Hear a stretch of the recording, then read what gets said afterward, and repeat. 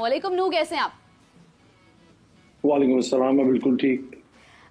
But साहब वैसे तो मतलब कहते हैं कि इंसान को देखकर भी समझ आती है कि इसका क्या आगे माइंडसेट है, किस तरह से इसने जाना है। जिस तरह से आपने वेट लिफ्टिंग स्टार्ट की और उसके बाद आपने उसको यहाँ तक अचीव किया कि आप गोल्ड मेडलिस्ट बने, बहुत बड़ी बात है। What was your inspiration to be the weight lifter?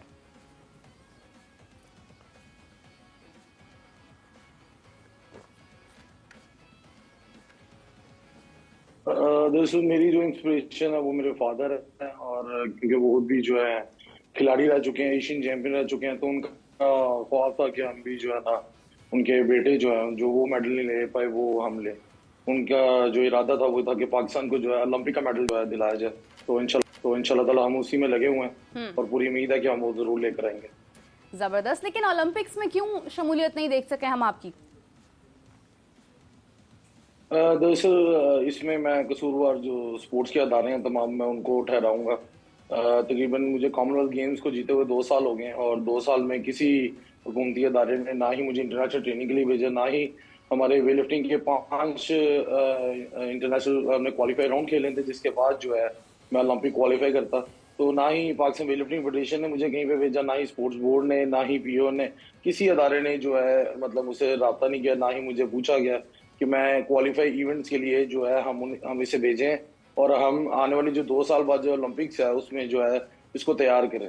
तो बिल्कुल ये जो कसूरवार है ये अदारों के हैं। इन्होंने इवन के मैं तैयारी तो कर रहा हूँ लेकिन इन्होंने क्वालिफाई नहीं करवाया, तो मैं किस तरह ओलंपिक्स में जो पार्टिसिपेट करता फिर जाकर। लेकिन नो, कॉमनवेल्थ तक जाने तक का जो सफर है इसमें हुकूमती सपोर्ट थी आपके साथ? क्योंकि कल मेरे साथ सुहेल सिस्टर्स मौजूद थी, चारों बहनें वेट लिफ्टर बनी है पाकिस्तान के लिए, बहुत बड़ी बात है। लेकिन वो भी, उनका भी ये कहना था कि हमें हुकूमती सतह पर कोई खास सपोर्ट हासिल नहीं है। हम चाहते हैं कि हम इंटरनेशनल ट्रेनिंग पर जाएं, हम आगे जाकर एक बड़ी सतह पर अपना आप मनवाएं, लेकिन हमें मौके उस तरह से फराहम नहीं है। लेकिन आपने कॉमनवेल्थ भी अटेंड किया, इवन कि आप गोल्ड मेडलिस्ट बने हैं। तो यहाँ पर इस हद तक, यहाँ पहुंचने तक हुकूमत की कितनी सपोर्ट थी आपके साथ? देखें, हुकूमती सपोर्ट कॉमनवेल्थ गेम्स से पहले बिल्कुल भी नहीं थी। इवन कि मुझे क्या कहते हैं, जितनी भी मैंने तैयारी की आज से, मैंने तकरीबन मुझे 12-13 साल हो गए वेट लिफ्टिंग करते हुए, ये तकरीबन सारे अखराजात जो है मेरे वालिद साहब ने उठाए हैं। और ये जिस जगह मैं मौजूद हूँ यहीं पे मैंने कॉमनवेल्थ गेम्स की तैयारी की थी, इसी रूम के अंदर।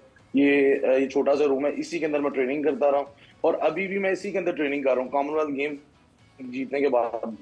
और पहले भी किसी हुकूमती सतह पे कोई सरपरस्ती नहीं की गई, ना ही क्योंकि हमें पता है प्लेयर्स अपील करते हैं और इसी तरह अपील करते रहेंगे और यहाँ पे कुछ भी नहीं होगा। हमें इस चीज का अंदाजा है, तो हम इस चीज के पीछे कभी भागे नहीं कि ये हमारे लिए कुछ करें। हम एटलीस्ट हम खुद जो कर सकते हैं हम वो कर रहे हैं और आगे भी करेंगे, लेकिन एटलीस्ट हमारे रास्ते तो ना रोके जाए।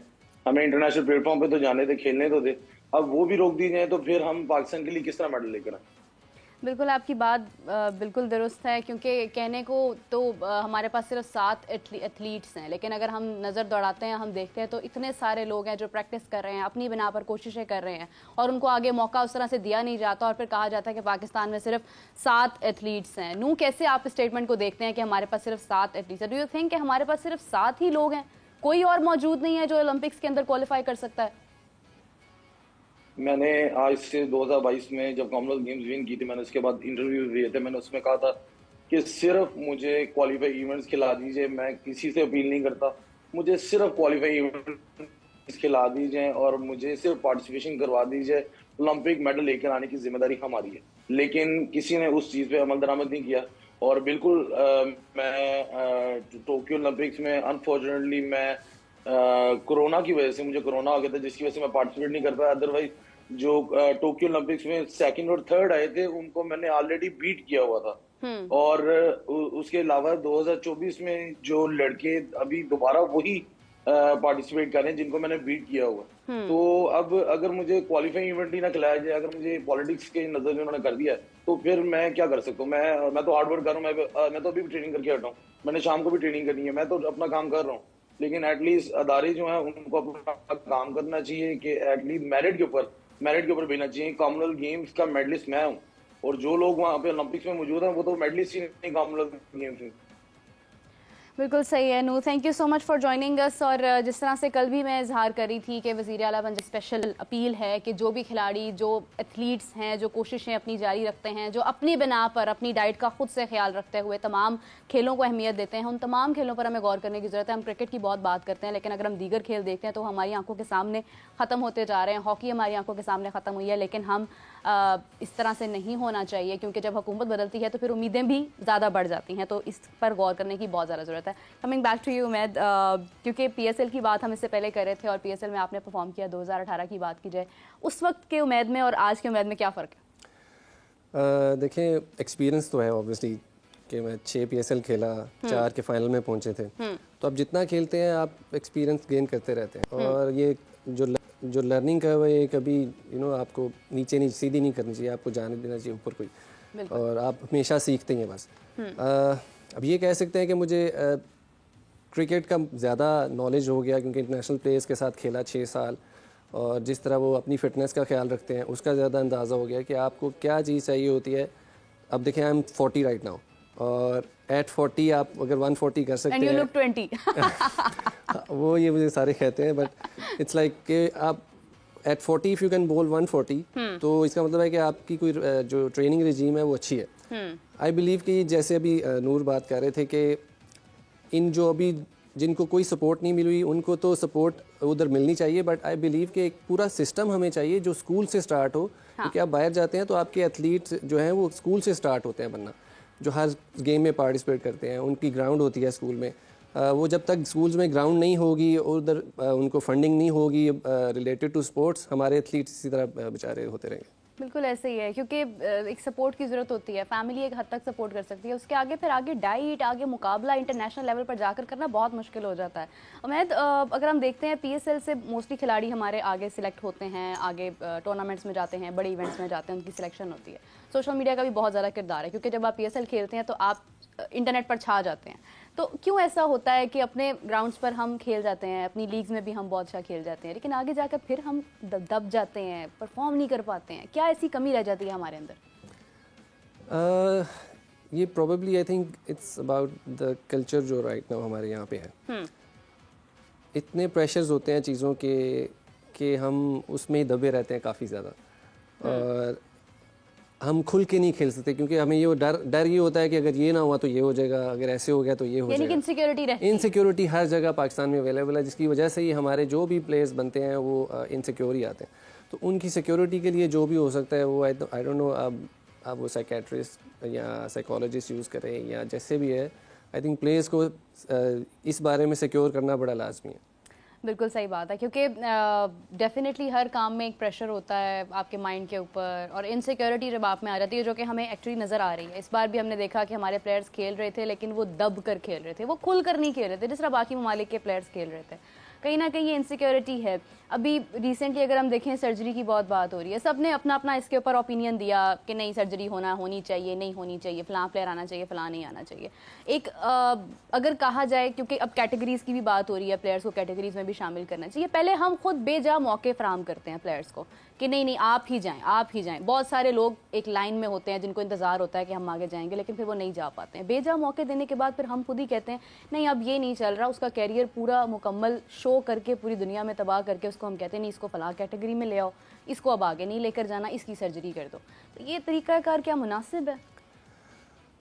देखें, इस टाइम तो मैं इस बारे में कुछ नहीं कह सकता, लेकिन ये ज़रूर कहूँगा कि सर्जरी से बेहतर है कि आप प्रिकॉशन यूज़ कर लें। समझ रहे हैं आप?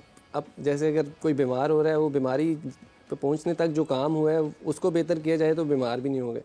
तो आपको नीचे से, जैसे मैं पहले कह रहा था कि स्कूल क्रिकेट से स्टार्ट करें। आपका स्ट्रक्चर जब ठीक होगा, जैसे अगर आपका न्यूट्रिशन ठीक होगा तो आप बीमार नहीं होंगे, इसी तरह आपका स्ट्रक्चर ठीक होगा तो आपके प्लेयर उसी तरह के निकलेंगे जैसे आप चाह रहे हैं। बिल्कुल सही बात है। उमैद, क्या फ्यूचर देखते हैं अगर आप देखें कि आपकी जो जर्नी है, बिकॉज आपने अपने आप को फिट भी रखा हुआ है, आपने अपनी प्रैक्टिस भी जारी रखी हुई है, क्या फ्यूचर देखते हैं आप अपना क्रिकेट में?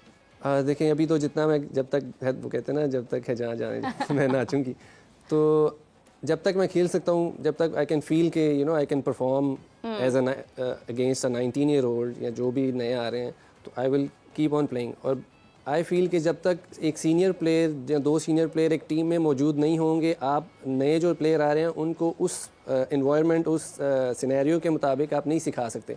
अगर आप कोचिंग में आ जाते हैं, कोचिंग में आप बाहर बैठे होते हैं, आप वो जो गेम सिनेरियो उस वक्त चल रहा होता है, उस टाइम जो उनकी अंदर प्लानिंग हो रही होती है या जो उस टाइम सिचुएशन होती है, वो आप बाहर से कन्वे प्रॉपरली नहीं कर सकते, जो कि एक सीनियर प्लेयर अंदर रह के साथ खड़ा होकर बता सकता है। बिल्कुल सही। तो इसी तरह मेरी कोशिश यही है कि जितना मैं खेल सकता हूँ, जितने आगे यंगस्टर्स के साथ मैं उनको अपना जो नॉलेज है, जो मैंने सीखा है, वो आगे दे सकूँ, वो दूंगा। अच्छा, बहुत सारे नए प्लेयर्स भी हमारे सामने, नई जनरेशन जो आगे बढ़ रहे हैं, अगर हम हुनैन की बात करते हैं, बहुत सारे प्लेयर्स हैं, तो उनमें से कौन से ऐसे नाम हैं? इवन साइम अयूब भी यंग जनरेशन में ही आते हैं, उनको मौके मिले इंटरनेशनल लेवल पर, लेकिन हैं वो भी अभी मतलब अभी आगे बढ़ रहे हैं, अभी कहते हैं ना कदम रखा है। तो आपकी नज़र में कौन से ऐसे प्लेयर्स हैं, कोई चंद प्लेयर जो आपको लगता है कि ये आने वाले वक्त में स्टार्स बन सकते हैं?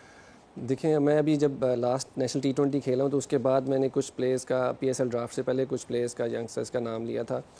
जहांदाद है, हुनैन है, इसी तरह मतलब जो उससे पहले भी मैं जिनके साथ भी खेला हूँ, अरशद इकबाल है, एक शाहनवाज धानी भी है। धानी को भी थोड़ा फिटनेस पे करना पड़ेगा। हाँ। काम कर भी रहे हैं, वो मैं देखता भी उनको फिटनेस करते हुए। और भी इसी तरह यंगस्टर्स हैं जिनका मुझे इस टाइम नाम याद नहीं आ रहा, जो मैंने खेले थे। उससे मैंने रेकमेंड किया था एक ट्वीट के थ्रू कि फ्रेंचाइज को इन प्लेयर्स को देखना चाहिए। तो हमारे पास बैच पड़ा हुआ है, वही बात है। हाँ। लेकिन इनको हमने संभालना कैसे है, हमने बैकअप तैयार कैसे करना है, सारा उस पर डिपेंड करता है कि आप उनकी फ़िटनेस का कैसे रखते हैं ख्याल, आप उनका जो फिटनेस का जो रिजीम है वो क्या रखते हैं कि आपका अगर कोई प्लेयर ओवर यूज़ हो चुका है तो आप उसको रेस्ट करवा के बैकअप वाला खिलाएं, उसको इनसिक्योरिटी ना हो कि ये मेरी जगह ले ही लेगा। उसको ये में होना चाहिए कि भाई मैं एक एसेट हूँ, तो मैं एसेट ही रहूँगा और मुझे मेहनत करनी है साथ साथ। जैसे गवर्नमेंट की जॉब होती है ना कि वो आपको पता होता है भाई आप कुछ भी कर लें, आपने यहाँ से जाना नहीं है, तो उसमें अब ये आपका ज़मीर होता है कि आपने कैसे परफॉर्म करना है। और एक खिलाड़ी जो होता है उसको अगर ये सिक्योरिटी हो कि मैं यहीं पर हूँ, तो मुझे लगता है कि वो बहुत सारे नए खिलाड़ी भी तैयार कर सकता है। क्योंकि अगर हम देखें इंडिया की बात, मैं अक्सर ही दोहराती हूँ कि रोहित शर्मा को अगर हम एज ए कैप्टन देखते हैं, उन्होंने खिलाड़ी तैयार किए हैं, ऋषभ पंत को मौके दिए, उन्होंने अगर ओपनिंग पेयर शुरू में चेंज कर दिया तो वो उसके साथ ही आगे चले हैं। विराट कोहली परफॉर्म नहीं करते रहे, फिर भी उन्होंने उनको बैक किया कि नहीं विराट परफॉर्म करेगा, और उन्होंने भी उनकी बात की लाज रखते हुए लास्ट मैच में जिस तरह से परफॉर्मेंस दी, तो वो हमारे सामने है।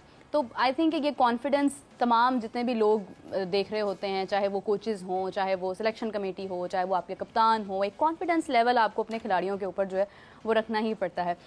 Coming back to the Champions Trophy, क्योंकि चैंपियंस ट्रॉफी पाकिस्तान में हो रही है और मैं देख रही हूँ कि जिसका जो दिल कर रहा है वो बोलता जा रहा है इसके ऊपर, जबकि हतमी बात अभी किसी बोर्ड की तरफ से सामने नहीं आई है। ना BCCI ने कुछ कहा है, ना PCB ने कुछ कहा है, किसी भी बोर्ड ने भी कुछ कहा नहीं है, लेकिन जो मीडिया प्लेटफॉर्म्स है वहाँ पर एक ही बात हुई है, भारत ने नहीं आना, भारत ने नहीं आना, भारत ने नहीं आना। पाकिस्तान को बहुत अरसे बाद एक मौका मिला है एक इवेंट ऑर्गेनाइज करवाने का। पास्ट में हमसे एक गलती हुई, हमने कंप्रोमाइज़ कर लिया, हाइब्रिड मॉडल पर चले गए। आज भी कहीं ना कहीं यही एक ख्याल तमाम लोगों के दिलों में है जो ये सोचते हैं कि शायद पाकिस्तान इस बार भी कंप्रोमाइज़ कर जाएगा और आगे बढ़ जाएगा। ACC की सदारत भी हमें मिली है, इतने बड़े ओहदों के बाद एक ICC का हम पे ट्रस्ट लेवल, क्या आपको लगता है कि ICC इस बात पर कंप्रोमाइज़ कर जाए कि पाकिस्तान को बोले कि ठीक है आप हाइब्रिड मॉडल पर चले जाएँ?